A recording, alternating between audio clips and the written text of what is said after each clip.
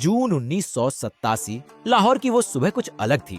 हवा में हल्की ठंडक थी और मस्जिद से नमाज खत्म होने की आवाज अभी अभी थमी थी।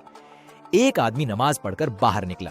सफेद कुर्ता, हल्की दाढ़ी, सिर झुका हुआ। उसका नाम था अब्दुल खान। वो रोज की तरह अपने घर की तरफ चल पड़ा। सड़क लगभग खाली थी। बस दूर से मोटरसाइकिल की हल्की आवाज आ रही थी। अचानक पीछे से किसी ने आवाज दी, सर, अब्दुल खान। अब्दुल रुका, पलट कर देखा। सामने दो आदमी खड़े थे, चेहरे सख्त और बदन पर पाकिस्तानी रेंजर्स की वर्दी। अब्दुल को कोई शक नहीं हुआ। उसने बस इतना कहा, जी। अगले ही पल जो हुआ वो किसी ने सोचा भी नहीं था। बिना किसी चेतावनी के गोलियां चली, एक के बाद एक, लगातार। अब्दुल खान कुछ सेकंड में जमीन पर गिर पड़ा। खून सड़क पर फैल चुका था। लोग समझ भी नहीं पाए कि हुआ क्या है और वो दोनों आदमी मोटरसाइकिल पर बैठकर वहां से गायब हो चुके थे। लाहौर की उस शांत सुबह में एक आदमी मारा गया था, लेकिन असली कहानी यहीं खत्म नहीं होती, बल्कि यहीं से शुरू होती है।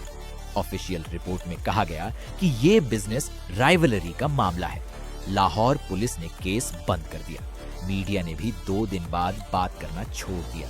लेकिन दिल्ली में रॉ हेडक्वार्टर में उस सुबह सन्नाटा नहीं था, बल्कि भूचाल आया हुआ था, क्योंकि जिसे मारा गया था वो कोई आम आदमी नहीं था।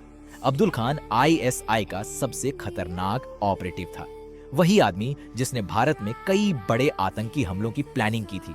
वही आदमी जिसकी वजह से RAW ने अपने कई एजेंट खो दिए थे। RAW के डायरेक्टर ने फाइल बंद करते हुए बस एक लाइन कही, काम हो गया। लेकिन अब असली खेल शुरू होगा, क्योंकि रॉ जानती थी कि आईएसआई को अब ये एहसास हो चुका है कि भारत उनके घर के अंदर घुस चुका है। यहीं से कहानी मुड़ती है एक और नाम की तरफ। अमरजीत सिंह, एक आम सा दिखने वाला आदमी, पंजाब का रहने वाला, पत्नी और 2 छोटे बच्चे। साल 1984 के बाद हालात ऐसे बने कि वो परिवार के साथ पाकिस्तान चला गया। शुरुआत में उसे वहां शरण मिली, लेकिन धीरे धीरे आईएसआई ने उसे अपने जाल में फंसा लिया। अमरजीत बहुत कुछ देख चुका था।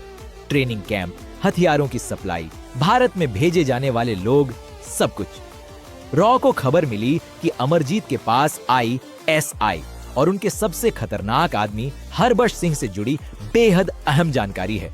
यही वजह थी कि एक सीक्रेट ऑपरेशन के तहत अमरजीत को लाहौर से निकालकर दिल्ली लाया गया। दिल्ली में एक शांत सा ऑफिस, बाहर से देखने पर बिल्कुल साधारण। अमरजीत कुर्सी पर बैठा था। उसके हाथ कांप रहे थे, पसीना माथे से बह रहा था।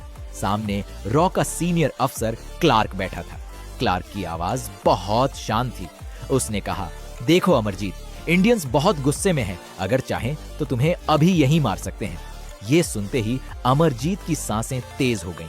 क्लार्क कुछ सेकंड रुका और फिर बोला, लेकिन अगर तुम हरबख्श सिंह के खिलाफ हमारी मदद करो तो न सिर्फ तुम्हारी जान बल्कि तुम्हारे परिवार की भी जिम्मेदारी हमारी होगी। कमरे में सन्नाटा छा गया। अमरजीत की आवाज कांप रही थी। उसने कहा, सर, मेरी पूरी फैमिली पंजाब में है। मेरे 2 छोटे बच्चे हैं। मैं बस उन्हें एक सेफ जिंदगी देना चाहता हूं। क्लार्क कुर्सी से उठा और बोला, तो फिर सच बताओ। अमरजीत ने जो बताया उसे सुनकर रॉ के अफसर भी कुछ देर तक चुप रहे। हरबख्श सिंह आईएसआई का वो नाम था जिससे रॉ के बड़े बड़े अफसर भी सावधान हो जाते थे। भारत में हुए कई धमाके, कई हत्याएं, सब उसी के इशारे पर। सबसे डरावनी बात यह थी कि हरबख्श सिंह भारत के अंदर अपने आदमी बैठा चुका था।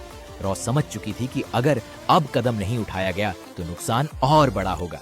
यहीं से शुरू हुआ भारत का सबसे secret plan, operation Honda. Plan साफ था, हरबख्श सिंह को खत्म करना, बिना शोर के, बिना सबूत के, ताकि दुनिया को कुछ पता ही न चले। कुछ महीने बाद लाहौर की वही गलियां, वही सुबह, लेकिन इस बार कहानी अलग थी। मोटरसाइकिल पर बैठा आदमी कोई रेंजर नहीं था, वो रॉ का एजेंट था। सामने था हरबख्श सिंह।